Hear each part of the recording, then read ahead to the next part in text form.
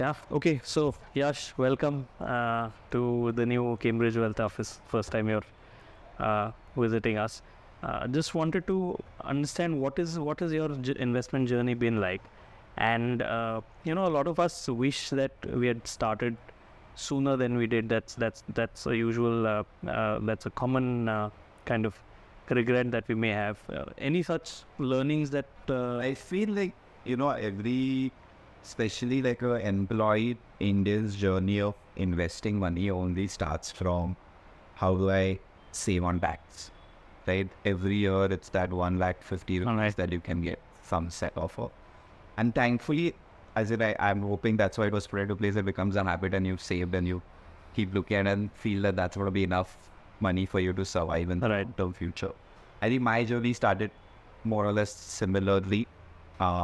One part of it was like an EPF and then moving on to just a bank-led investment strategy kind of. Okay. And I feel like mine, honestly, it's also how my career has been, and then starting our own Bombay canteen and Hungary and doing a bit more better financially. I feel I got sucked into the bank razzmatazz of a relationship manager coming in and saying, I'm here to take care of your money, I'm here to take care of you. And you put your faith in that person. And sadly, you never see that person till the next year he's back asking you for money again. Right. That's been my investment journey till the time I've met you guys. And it's not like it was large sums of money, but for me, it was hard money. So. Right. Oh, that's interesting. So, how did this whole the bank piece happen, right? Because often it's when you decide to trust somebody, there is something that that kind of called for your trust there. And why was that not a good experience? So two things I feel, and these are more personal to my experience. I feel you're right. Like I always say this, in India, we build relationships on references, right? Right. And the references either come from what your father, your parents, or your mothers use. And when it comes to financial investment, it was always your CA. Right. Right. And we grew up thanks to my dad, we grew up with a very traditional CA who had no idea what was happening. So I didn't want to go down that route. Right. And then as we had started hungering, there was a certain bank that we were working with because of the number of savings accounts, salary accounts we were starting. They knew the number of transactions the companies going through and the amount of money that's coming in. So obviously they walked in one day saying, why don't we manage your money? Right. And as a founder and as someone who does his own business, you would honestly have no time managing your own finances. You're so busy managing the company's finances. Correct. That when someone walks in and gives you a decent helping hand, it's like, okay, do it. Just do it. Take that assistance that you get. And I think, and a bank is something you trust, right? Yeah, there is an inherent trust there. Yes. It's just every brand grown up with. I think this brand that stuck with us is a bank. Yeah. And so there's a certain amount of trust that it's not going to dissolve. I guess like it's down, they're going to run away with their money. Yeah. They make you sign 60 forms, so brings about certain amount of legitimacy to it. Right. It's quite painful. Right. So yeah, that's the reason I went at the start with the bank. I feel it was just the easier way out. And there was one more piece as well, Yash, right? You moved cities. Yeah. Which means that the old network was not available to you in the new city, and it wasn't relevant as well. Yeah.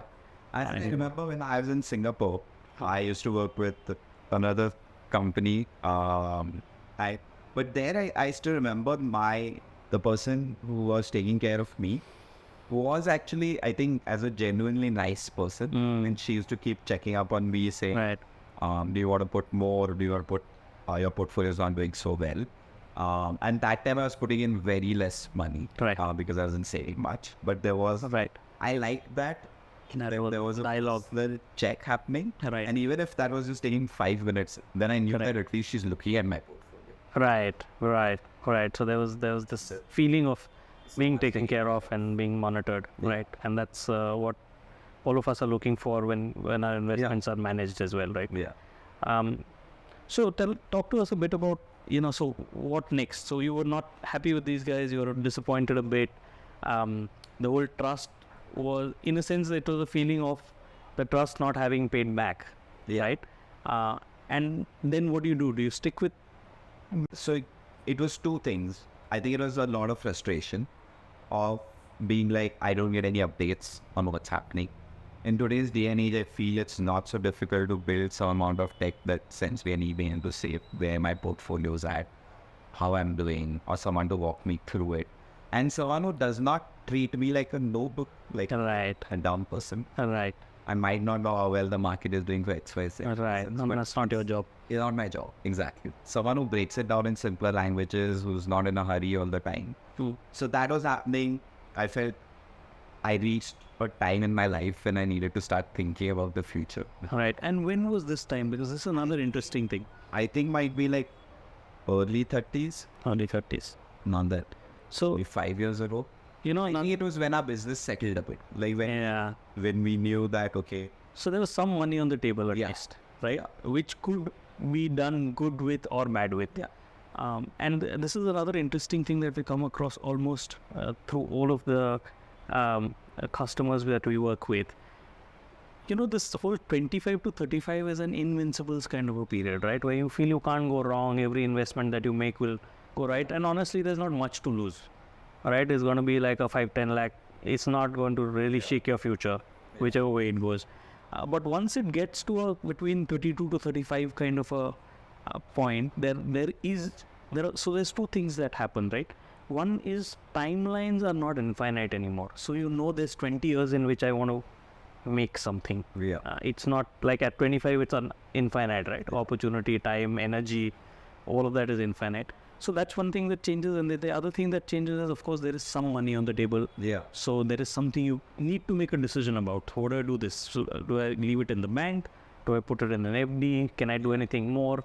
So talk to us a little bit about that journey. Did you look around? Did you understand? I was asking around. I was also like quite honestly, like there are a lot of people who look at the bracket that you are at that point and are not really interested. Not interested, yes. I also feel like when you make a certain amount of wealth creation in India, it's only then then certain opportunities come, Yes, which doesn't happen at a certain income scale. correct. Which became quite relevant to me as I started looking out for better options. Mhm. And I think that's when I got the reference of Cambridge. And just coming and meeting you guys and like spending time with you personally also, I think that building of trust and just knowing that there are good, warm people at the end of the day, but at the end of the day who know what they're doing. I think that came off very clearly in the first couple of calls. Just the way you guys look at the market and like keep analyzing things, but at the same time breaking down for me in an easier way. I think just that simplicity of it, I think that helped build trust for me. Okay. And when you came across Cambridge, were there any other people that you had considered as well at that point? Tell us a little bit about, was it good, bad? What were the pros and cons of So different I people? feel at that point it was more about like talking to friends and asking who's managing their money. Right. And a lot of them were, I felt like family-led offices Okay. who generationally had been doing it for them. Okay. So basically, their parents, advisors, Yeah. doing it for them as well. Okay. Then there was like the big fund guys, Yeah. right? Who were just like looking at your thing and being like, you're too small for us. Correct. So through our, like the good thing is with who we are and what Hungering is, there's a network of people we can always reach out to Right. for advice. Right. And like for me, more than like just finding a very jazzy, razzmatazz, beautiful, fun, I feel for me it was just important to find people who would care for the money I put in them. So that for me, like I think it's also part of who we are here in the hospitality industry. Right. For people. Right. I want it to be reciprocated, right? Because at Right. the end of the day, you're working really hard for this money and to save it. Right. And you want someone else to be making sure that they are also working hard to make sure my money makes Yeah. a little bit more money, but they just care. Like I need someone to care for me. Yeah. The smaller amount. Right. Right. And whenever we make a buying decision, right, there's always like a trade-off that happens. What were you willing to trade off for this care, or what were your non-negotiables when you chose an investment advisor?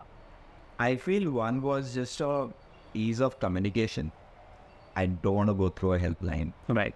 to get in touch with people. Right. I wanted to have certain amount of transparency on where the money is going to go, because that previously wasn't there. Right. Like you always have these extremely fancy mutual fund names and stuff like that, but you don't really know where the money is going. Right. And I wanted to know that this person's looking at my portfolio, if not on a day, every 2 days at least. Right. Right, just managing it, and not at the end of the year you see a 7% drop or a 10% increase. Like, Correct. I was actively looking at it. Uh-huh. I think those were some of the key things for me. Right. Interesting. And now, so you took the leap of faith. So, you realized something was not working. You did what it took to kind of correct it, and you were now kind of working with us. How has the journey been from there, both in terms of the performance as well as the interaction? I think performance has been great. I always keep saying I should have put in more money, but then I didn't have more money. Performance as always, I feel, has been great. And like there are months where the performance is not great, but what the second point is, the honesty is there. Like, to tell me to expect that it's not going to be a great performance. And it's not a PDF telling me that it's going to be a bad performance. Right. So those two things, like that transparency and that honesty, that someone picks up the phone and says that, this month, due to X and Y reason, something happened, this happened. They might not have a good month. Yeah. Right. I think the honesty part of for me is very true. Which I always like to put a face to a person. Right. I don't want to know that there is someone in a call center somewhere with 10 different Rajas there. Yeah. So I think that's my. And there's always this is also important because it's about your money, right? Yeah. So the call center thing just doesn't kind of work because you don't necessarily want to share your data with 10 different people at all. And I feel, that's why, like, even in our parents' generation, when if I asked my dad, like, you knew this CA is not the most tech savvy, or he's not very, but their thing was built on trust, right? Yeah. But he'd be like, but he comes, meets me every month. Yeah. Like that trust factor. Yes. Been such a Absolutely. factor in everything. So, very interestingly, in Indian investment, so now we are almost the first generation that are investing seriously in financial assets. Yeah. Previously, it was all like land and property and some gold, and then if something's left over, I'll do some investments, right? Yeah. But otherwise, it's going to be that. And therefore, the whole person-to-person or in face-to-face trust was even more important because those assets cannot be handled remotely. Exactly. Today, you have the opportunity to actually evaluate somebody on different parameters, not just are they meeting us, right? So we are in the midst of that kind of transition phase where you're transforming your evaluation parameters almost from someone who is around and seems trustworthy to someone who knows what they're doing, cares about me, and also has the necessary responsiveness for my needs. Because also I believe our generational needs are very different from our parents, right? Our parents used to put in something and then they were in no hurry to do something. Yeah. But we need a fast response to something. Like if it's the 30th of March and you want to invest now. Yeah. You don't want to wait for 2 weeks for someone to come and meet you and do it. Yeah. So probably those pieces played a part as well. Yeah, I feel also you see in our daily habits, right? Like we are in the Insta commerce world, we want everything instantly, right? And with data, I think that's become easier. So there's a certain amount of expectation that if I put my money into X, Y, and Z, I need to see I need to see some kind of. So like to what you said, like I feel, now we don't need people to be there all the time. As long as there is a vessel where communication keeps happening, constantly, maybe an app, maybe a WhatsApp group, I feel that helps keep that trust factor going, right? Because at the end of the day, it's transparency, right? I can see where my portfolios are, where's my money at, and I can wake up either every day and keep checking on it, or like check it on a weekly basis, so I don't need to see that person there. Right. Super. Awesome. And how do you think your next 10 years in terms of investment, what are your thoughts, expectations? I've never really said it from an investment point of view, but I say it from where do I see myself or what am I doing? In 10 years, I'm hoping that I'm not working. But I also then ask myself, if I don't work, then like, What do you I wanna do? do more past my day. Right. But yeah, But you want the option to not. I do. I might want the option of not working from where I am. Right. Build a company where it's and build a financial resource for myself where I'm able to do it. Nah. So move away and like not spend the amount of time I do. But that will only happen if I can build a treasury for myself. Right. Because I do feel I've gotten used to a certain way of life and All right. You don't want to compromise on that. compromise on it. So I've never put a dollar value on it. And I'm not one of those people. I get asked this, I know. And I've realized some of the numbers I've thrown out have shocked people, and after I should just like not think about it. Right. Right. It is a good question. We have 5 brands, and we know which horse we're going to put our money on. So it's more on those points right now. It's about how we maintain our company and Right. how do we keep pushing those boundaries. So personally, the hope is if we keep doing that, then my finances also get in there. Yeah. Yeah. Absolutely. The equity is where it's at in your case. Super. Fab. Any feedback for us, for the team, that you think we can do better at? Anything you'd love to see? So one of the things I feel I need to get better at is with the network we have is sometimes you are privy to investment options. Right. Maybe startups, non-listed options. Crypto Yeah. and not lose money in it. But it would be interesting if Cambridge had a small team working on These alternative option, right? Yeah. We are the Correct. but maybe that's just Yeah. No, that's an interesting. We've often discussed that, and it's incredibly seductive to start it. I want to be like, We're just and you read that Twitter thread that he was one of the ones who put like 1 lakh rupees into something and now it's 4 being crores or something. Those kinds of investment opportunities. sure. The non-linear, they call asymmetrical investment bets, where the loss is minimal. If you lose a lakh, where you gain a crore. So that's a different world. Cool. Super. All right. Thank you so much. Thank you.